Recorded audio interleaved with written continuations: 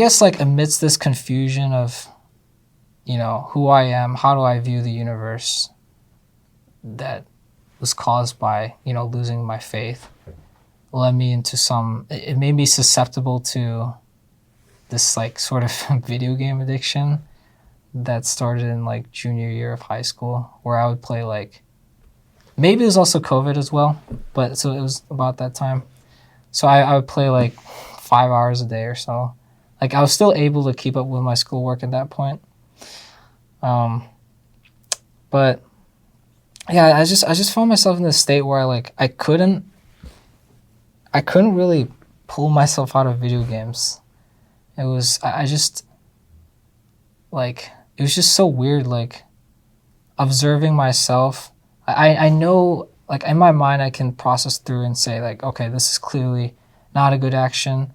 I should probably, work more on my schoolwork, or maybe read some philosophy, try to actively, address these concerns I have.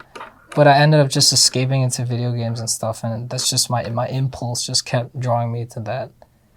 And so actually a lot of these models were born from me being so like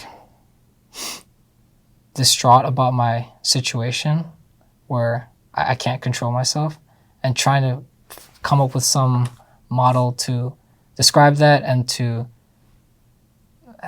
provide a way forward. Like how do I understand my action?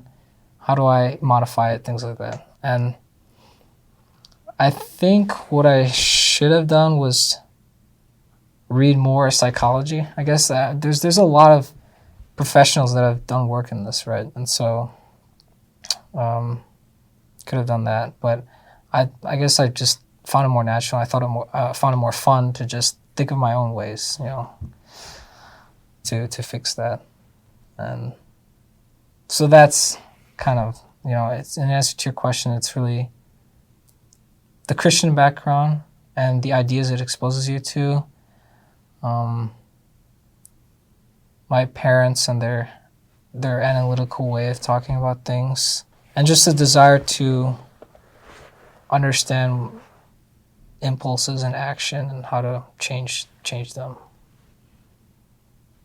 And yeah, I just think it's fun sometimes. Some of these things that I create are not the most like coherent, or they don't have much of an explanatory scope, or they're born from like limited data. But I don't know, I think it's kind of enjoyable to do it now.